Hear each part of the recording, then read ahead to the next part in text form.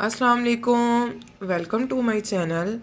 आज मैं आपके लिए लाई हूँ मज़मून इल्लामा मोहम्मद इकबाल रहमतुल्लाह अलैह।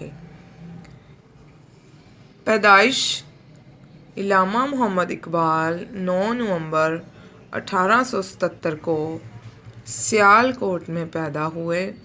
आप एक अजीम मुफक्किर, शायर और सियासतदान थे। खुतबा अल-आबाद 30 दिसंबर 1930 को इलाहाबाद में के मुकाम पर मुस्लिम लीग के जलसे की सदारत करते हुए उन्होंने मुसलमानों के लिए अलग रियासत का तसव्वुर पेश किया। उनका यही तसव्वुर बाद-अज़ां क़याम पाकिस्तान की बुनियाद बना। कायद-ए-आज़म के नाम ख़त।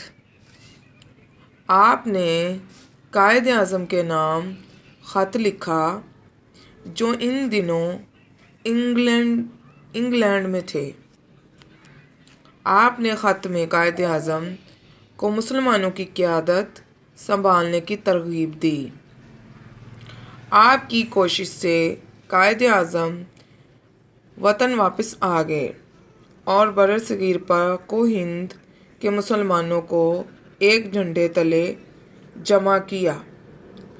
शायरी इल्लामा इकबाल की शायरी ने बरसगीर के मुसलमानों में आज़ादी की तड़प पैदा की।